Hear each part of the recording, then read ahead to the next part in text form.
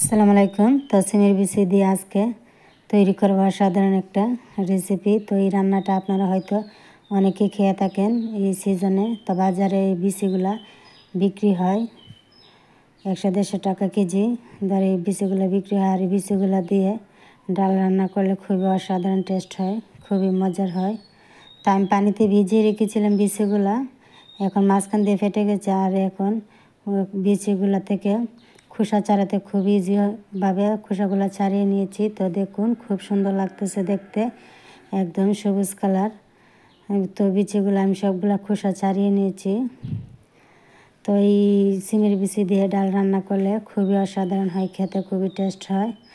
আর খোসাগুলো অনেকগুলো খোসা বেরিয়েছে, খোসা ছাড়ানোর পর বিচিগুলো অনেক কম কম লাগে। তো আমি কম পরিমাণ বিচি নিয়েছি রান্না করব।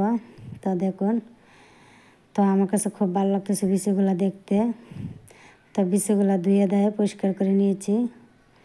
আর রান্নার জন্য নিয়েছি পাঙ্কাশ মাছ, ছাল ছাড়িয়ে। আর নিয়েছি রসুন পেঁয়াজ বেটে নিয়েছি, কাঁচামরিচ, 1 চামচ হলুদ দিয়ে আমি মাছগুলো আগে মাখিয়ে নিয়েছি। এখন মাছের তেল দিয়ে মাছগুলোকে ভাজি করতেছি, নাড়িয়ে ছেড়ে। খুব অল্প পরিমাণ সিমের বিচি, এর জন্য মাছও কম করে নিয়েছি।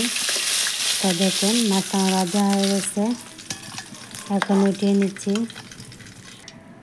তো এখন রান্নার জন্য পাতিলে তেল দিয়ে দিলাম, আর 2-3টে তেজপাতা, পেঁয়াজ কুচি, কাঁচামরিচ দিয়ে ভেজে নিচ্ছি, নাড়িয়ে ছেড়ে। যেহেতু সিমের বিচি দিয়ে ডাল রান্না করব, অল্প একটু পানি দিয়ে দিলাম।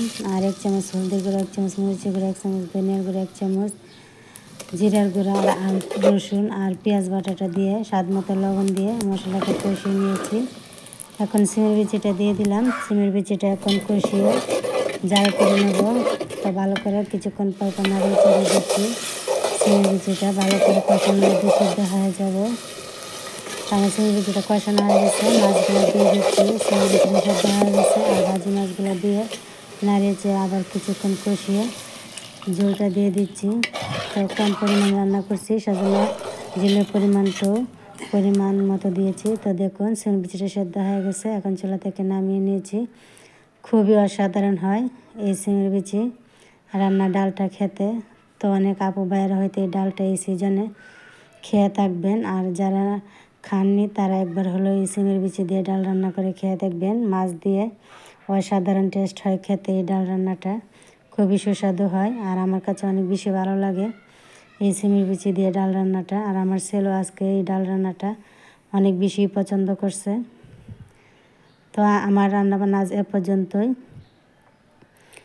আমার নিত্য নতুন রান্না পেতে বেল বাটনটি অন করে রাখবেন। সবাই লাইক, কমেন্ট, শেয়ার করবেন। আর ইউটিউব চ্যানেল থেকে দেখে থাকলে নিত্যদিনের রান্নাবান্না চ্যানেলটি সাবস্ক্রাইব করবেন। সবাই ভালো থাকবেন। আল্লাহ হাফেজ।